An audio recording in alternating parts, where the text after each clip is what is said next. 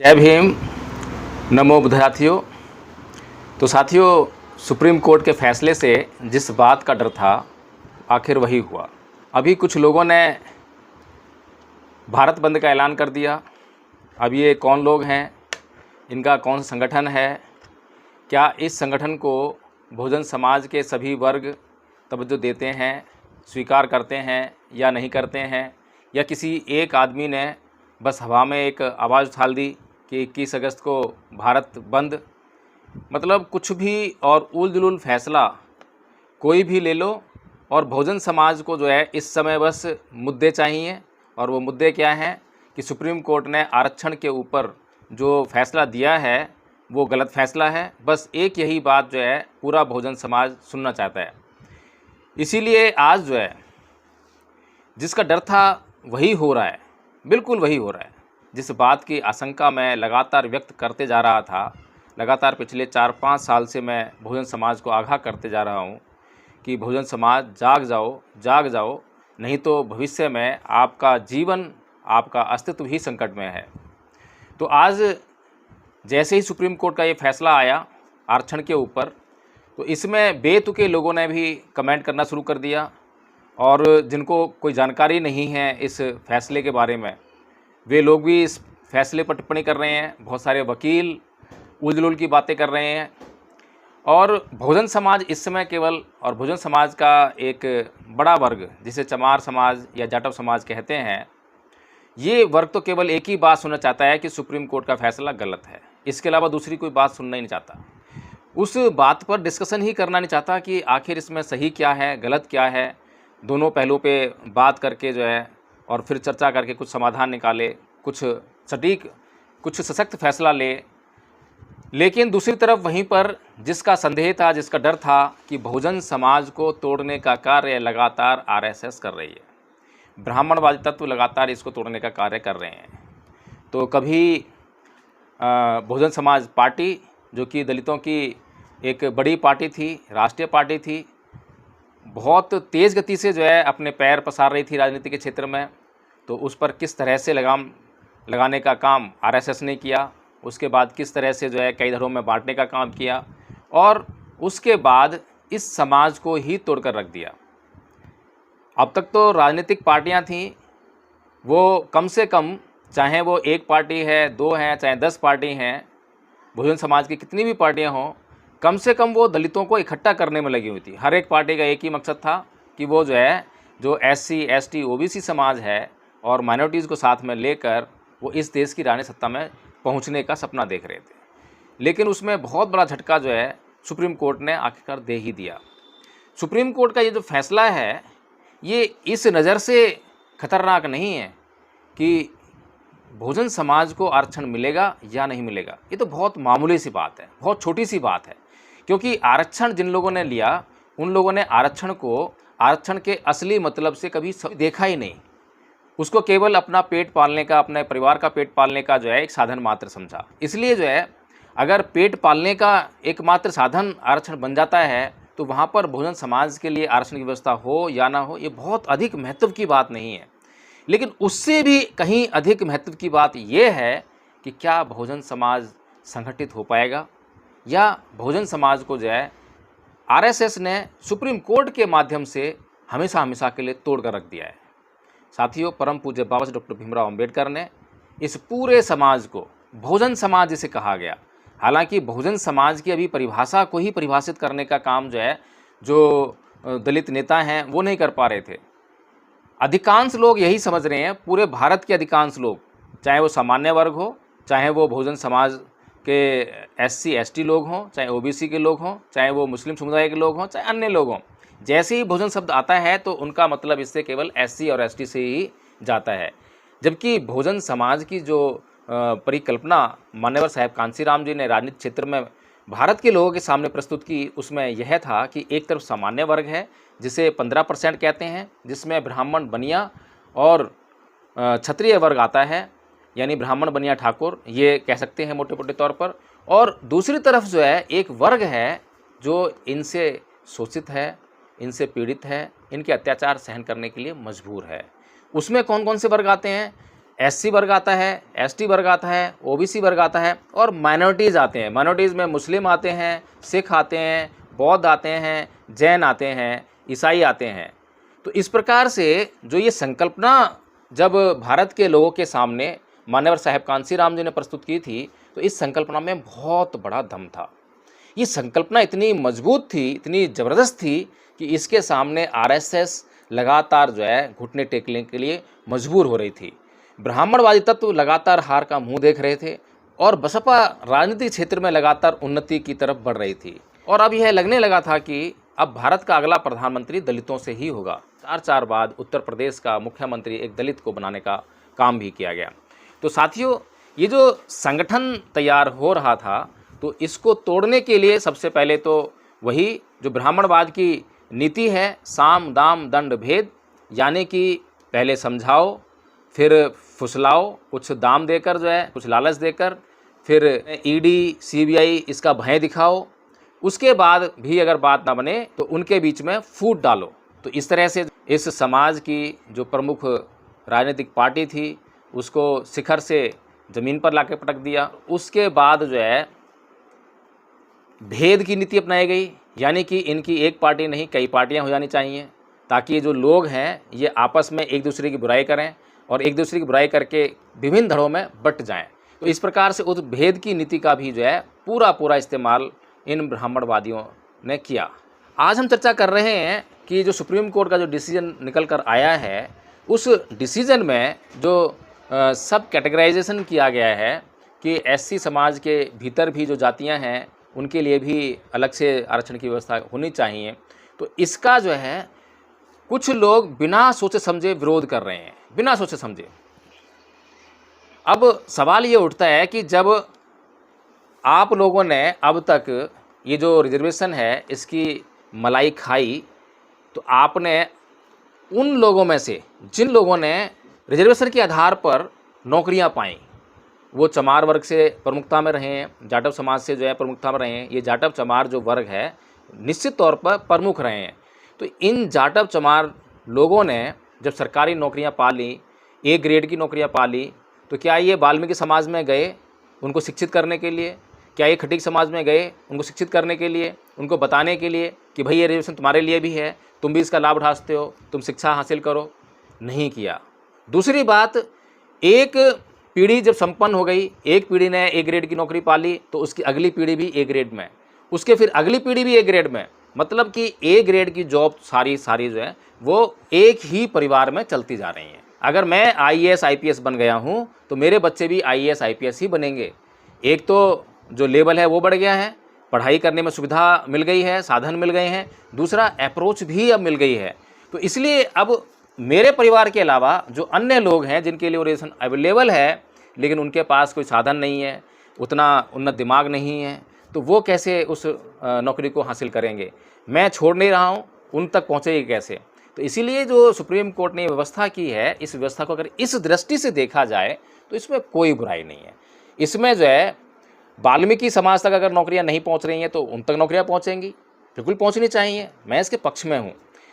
और अन्य जो भी समाज हैं, रैगर है, बैरवा है, मेघवाल है, खटीक है, बहुत सारे समाज हैं, बहुत सारे लोग हैं, जहां तक अभी शिक्षा का स्तर ही नहीं पहुंचा है वहां तक पहुंचना चाहिए, बिल्कुल पहुंचनी चाहिए नौकरी। लेकिन मैं बार बार कहते आ रहा हूं कि कभी भी ऐसा नहीं होना चाहिए कि मान लीजिए एससी कैटेगरी को 50 नौकरियां दे दी गई हैं। अब 50 नौकरियों को अगर वाल्मीकि समाज, खटीक समाज या अन्य समाज जो हैं उनको 10-10 नौकरियां दी हैं मान लीजिए, उसमें उनके पास सूटेबल कैंडिडेट अगर नहीं निकल कर आ रहे हैं, मान लीजिए, और ऐसा संभव नहीं है कि ऐसे सूटेबल कैंडिडेट्स ना निकल कर आएँ, ज़रूर निकल कर आएंगे, लेकिन कई बार ऐसा होता है, ऐसा देखने में आया है कि ये जो ब्राह्मणवादी लोग हैं ये लोग जानबूझकर उसको NFS करार दे देते हैं, नॉट फाउंड सूटेबल कैंडिडेट, यानी कि उचित प्रत्याशी मिला ही नहीं, ऐसा कहकर उस नौकरी को फिर क्या करते हैं? उस नौकरी को जो एससी समुदाय के भीतर ही रिवॉल्व होनी चाहिए थी उसको एससी समुदाय के पास नहीं रहने देते, फिर उसको जो है जनरल कैटेगरी में डाल देते हैं। ऐसा अभी पीछे भी देखने को मिला है। और अभी जो उनकी पॉलिसी है मनवादी सरकार की वो इसी प्रकार की रही है, जब यहाँ पर किसी भी कैटेगरी में अगर कोई कैंडिडेट नहीं मिला है तो उसको सीधे जनरल के लिए अवेलेबल करा दिया गया। पीछे हमने ये भी देखा कि योग्यता की कमी नहीं है। मैं ये नहीं समझता कि कोई भी समाज, चाहे वो वाल्मीकि समाज है, वाल्मीकि समाज को अगर 10 सीटें मिलती, 10 सीटें नहीं भर सकते। उनको 10 सीटें भरने के लिए नहीं, बल्कि 50 सीटें आप दीजिए, 50 सीटें भरने की भी उनके अंदर योग्यता है, मैं ऐसा मानता हूँ। लेकिन होगा ये कि अभी तो फिलहाल जो है ये चमार, जाटव, वाल्मीकि, रैगर, मेघवाल, इनके बीच में फूट डालकर जो है इनको आपस में लड़ाए जाने की चाल है ये, कि आपस में ये लड़ें। एक तो ये कहे कि सुप्रीम कोर्ट का डिसीजन बहुत ख़राब है, और दूसरा ये कहे कि सुप्रीम कोर्ट का डिसीजन बहुत अच्छा है। तो इस तरह से दो धड़े बन गए, आपस में लड़ेंगे, आपस में मरेंगे। दूसरा ये है कि योग्यता तो है, लेकिन योग्यता को जो है सही तरह से आगे नहीं आने देंगे। पीछे एक केस देखा था जो कि मेडिकल के छात्र थे, लगभग 30-35 संख्या में मेडिकल के छात्र जो SC ST समुदाय से थे, उनको लगातार 2-3 साल तक फेल किया जाता रहा। अब वे छात्र परेशान हैं कि वो फेल हो रहे हैं, उनको लग रहा है कि उनके अंदर क्षमता नहीं है। लेकिन जब इस बात की जांच हुई तो पता चला कि उनको जानबूझकर फेल किया जा रहा था, और एक ही कैटेगरी के लोग थे, सामान्य लोग उसमें एक भी नहीं था जिनको फेल किया गया, सिर्फ SC ST वर्ग के लोगों को ही फेल किया जा रहा था। तो इसलिए मैं ये चाहता हूँ कि जो बहुजन समाज के जो विभिन्न वर्ग हैं, चमार, जाटव, वाल्मीकि, भंगी, चूढ़ा, रैगर, वाल्मीकि, जितनी भी जातियां हैं, ये सबसे पहले तो सुप्रीम कोर्ट के डिसीजन पर आपस में बटें नहीं। दूसरा, जो आंदोलन करना है वो इस बात के लिए आंदोलन बिल्कुल ना करें कि सुप्रीम कोर्ट का जो ये जो फैसला आया है सब कैटेगराइजेशन का, इसको बदलवाना है। इसके लिए मैं समझता हूँ कि आंदोलन बिल्कुल नहीं होना चाहिए। आंदोलन किस बात के लिए होना चाहिए कि सुप्रीम कोर्ट इस बात को भी क्लियर करे कि जो SC कैटेगरी की जो सीटें हैं वो SC कैटेगरी के अंदर ही रहेंगी, जनरल कैटेगरी के पास नहीं जाएंगी। अगर ऐसा कर लेते हैं तो इससे चमारों को भी फ़ायदा होगा, वाल्मीकि को फ़ायदा होगा, खटीक, सबको फ़ायदा होने वाला है। क्यों होगा फ़ायदा? क्योंकि फिर आपके खिलाफ ये षड्यंत्र नहीं रचा जाएगा कि आपके भीतर योग्यता नहीं है। आपको लगातार फेल जो किया गया, जैसे कि मेडिकल के छात्रों को, वैसे आपको लगातार जानबूझकर फेल नहीं किया जाएगा। दूसरा ये है, जब आपके भीतर ही सीटें रिवॉल्व होंगी तो आपके अंदर यूनिटी बनी रहेगी। चाहे वो नौकरी मुझे मिले, चाहे किसी और को मिले, जिसके अंदर योग्यता होगी, जिसके पास जितनी सीटें उतनी नौकरी मिल जाएगी। और दूसरी बात यह है कि ये बहुजन समाज इतना जल्दी इस बात को समझ सके कि ये नौकरियां पेट पालने का साधन नहीं है। इन मुट्ठी भर नौकरियों से पूरे समाज का पेट नहीं पाला जा सकता, और जिन लोगों को नौकरियां मिलती हैं वो अपनी धन संपत्ति को बढ़ाने का काम करते हैं। उनकी प्रॉपर्टीज़ देखिए लगातार बढ़ रही हैं, बाकी जो है समाज भूखों मर रहा है, उसको खाने के लिए दाना नहीं है। तो इस प्रकार के जो है लोगों का हम क्या करेंगे? वो समाज के किसी काम के नहीं है। हम उनके लिए लड़ने का काम कर रहे हैं, हम उनके लिए मरने का काम कर रहे हैं, हम उनके लिए जो है सरकार से लड़ाई कर रहे हैं, सड़कों पर उतरेंगे? बिल्कुल नहीं, बिल्कुल भी नहीं करना चाहिए। हमारी लड़ाई जो है एकता के लिए होनी चाहिए। हमारी लड़ाई इस बात के लिए होनी चाहिए कि उस कैटेगरी से बाहर जो है सीट नहीं जानी चाहिए। दूसरा, जो ये जो शिक्षा के क्षेत्र में हमें लगातार, क्योंकि इसका आधार शिक्षा ही बनेगी, और शिक्षा के क्षेत्र में अगर हम फेल किया जा रहा है तो उसकी भी जांच पर जो है कड़ी निगरानी रखनी चाहिए। तो जो वाल्मीकि समाज के जो लोग हैं वो खुलेआम चैलेंज कर रहे हैं कि अगर 21 तारीख को किसी भी गरीब मजदूर की रेहड़ी पटरी टूटी या कोई नुकसान पहुंचा तो उसको छोड़ा नहीं जाएगा। भाई ऐसा है कि बात ठीक है, लेकिन ये बातचीत का मामला होना चाहिए। और भारत बंद के मामले में अभी मैं किसी समर्थन में नहीं हूँ कि भारत बंद किया जाए इतनी जल्दबाजी में। सबसे पहले हमें आपस में सहमति बनानी चाहिए कि हमें किस बात के लिए भारत को बंद करना है। उसमें सभी वर्ग शामिल होने चाहिए, SC ST OBC भी शामिल होना चाहिए, माइनॉरिटी भी शामिल होना चाहिए। क्योंकि जब अन्याय होता है और एक आदमी पर अन्याय हो रहा है और दूसरे आदमी बोल रहे हैं कि मुझ पर अन्याय नहीं हो रहा, जब मुझ पर होगा जब मैं देखूंगा, तो उसकी भी बारी जल्दी आने वाली है। तो इसीलिए जो है इस अगर आंदोलन करना है तो किस बात के लिए आंदोलन करना है, इस बात को निश्चित किया जाए, और फिर किस तरह से आंदोलन करना है इसकी प्लानिंग की जाए। एक बात और जिस पर हमें बहुत बारीकी से ध्यान देने की भारी आवश्यकता है वो ये है कि ज़रूरी नहीं है कि ये जो चैलेंज करने वाले लोग हैं वाल्मीकि समाज से ही हों, ये RSS के लोग भी हो सकते हैं। और RSS ऐसा करेगी। RSS अपने भीतर वाल्मीकि समाज के जो गुंडे उसने पाल रखे हैं उनको सड़कों पर उतारेगी, इस तरह के सोशल मीडिया में मैसेजेस वायरल करवाएगी, ताकि जब हम ऐसी जब भाषा का इस्तेमाल करते, मैं लगातार इस बात पर जो है जोर देता रहा हूँ कि हमें अपनी सांस्कृतिक विरासत को समझना चाहिए। हमारी संस्कृति जो है द्वेष, घृणा, हिंसा की नहीं है। हमारी भाषा ऐसी नहीं होनी चाहिए कि हम अपने ही भाई को चैलेंज करें, कि हम अपने ही भाई के प्रति जो है द्वेष और घृणा के बीज बोएं अपने मन के भीतर और उनको बाद में जो है निकालने का काम करें। हमारे भीतर जो है ऐसी संस्कृति होनी चाहिए भाईचारे की। अगर हमें कोई ऐसे मैसेज मिलते हैं, कोई भी भाई जो वाल्मीकि समाज का है, अगर वो चैलेंज कर रहा है, चुनौती दे रहा है, तो उसको जो है इस कदर ना लें कि हाँ हमें स्वीकार है तुम्हारी चुनौती, गलत बात हो जाएगी। हमें जो है उसके पास जाकर, बैठकर, मिलकर उसको समझने का प्रयास करना चाहिए कि उसकी समझ क्या है, वो किस तरह से समझ रहा है। फिर दोनों को मिलकर जो है एक कॉमन सोच तैयार करनी चाहिए, दोनों के लिए जो फ़ायदे वाली बात हो उसको करना है। हमारा दुश्मन वाल्मीकि समाज नहीं है, हमारा दुश्मन कोई खटीक रैगर नहीं है, हमारा दुश्मन कोई चमार जाटव नहीं है। हमारा दुश्मन जो है, जो हमें तोड़ने का काम कर रहा है, फूट डालने का काम कर रहा है, हमारा दुश्मन वो है।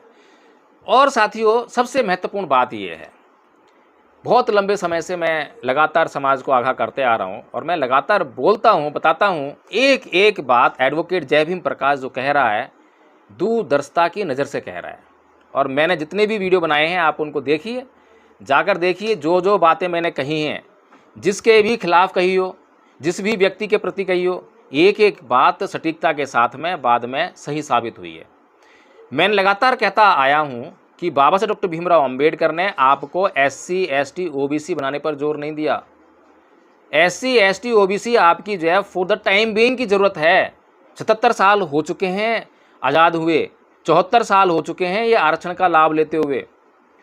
और अगर कहें कि चलो ठीक है 74 साल नहीं 50 साल तो हो गए हैं आरक्षण का लाभ लेते हुए, ये आरक्षण का लाभ लेते लेते हम लोग जो हैं कमज़ोर हो गए हैं, हमारी मेंटलिटी कमज़ोर हो गई है कि अब हम उससे बाहर निकलना ही नहीं चाहते हैं। और अब हम ऐसा सोचते हैं कि आरक्षण नहीं रहा तो हमारी ज़िंदगी खराब हो जाएगी। जबकि बाबा साहब डॉक्टर भीमराव अंबेडकर ने आपको बौद्ध बनने के लिए कहा था। जब आप बौद्ध बन जाएंगे तो ना आप SC रहेंगे, ना ST रहेंगे, ना OBC रहेंगे, आप केवल बौद्ध हो जाएंगे। और जब बौद्ध हो जाएंगे तो बौद्ध होने के जो गुण हैं वो आपके भीतर समाहित होंगे। आपके पास ये आरक्षण जो है हमेशा हमेशा के लिए थोड़ा बना रहना है। आप किराए के मकान में कब तक रहेंगे? 1 महीना, 1 साल, 10 साल, 100 साल, एक ना एक दिन तो वो किराए का मकान खाली करना ही पड़ेगा। और असली आदमी तो वो है, ज़मीर वाला आदमी तो वो है, आत्मविश्वासी आदमी तो वो है जो जितना जल्दी हो सके उस किराए के मकान को खाली करके अपना घर बनाए, उसमें वो जैसा चाहे वैसा रहे। हर पल, हर बार ये आशंका बनी रहती है कि पता नहीं कब ये आरक्षण मनुवादी सरकार छीन ले, पता नहीं ये आरक्षण कब सुप्रीम कोर्ट छीन ले, पता नहीं इस आरक्षण पर कब कैसी नीति आ जाए। तो साथियों, हमें बहुत ही ध्यान से, सलीके से, बहुत गंभीर होकर इस बात पर चिंतन मनन करना है। और 21 अगस्त का जो भारत बंद है, किसी संगठन जिसको कि पूरे समाज ने रिकॉग्नाइज़ किया हो, मान्यता दी हो, नहीं ऐसा समझ में आया है अब तक, ना कोई ऐसा नज़र में आया है कि ऐसे किसी संगठन के द्वारा या यह फैसला लिया गया हो। यह फैसला जो है किसी भी एक सरफरे व्यक्ति ने समाज के बीच में छोड़ दिया है, जिसका कोई और छोर नहीं है।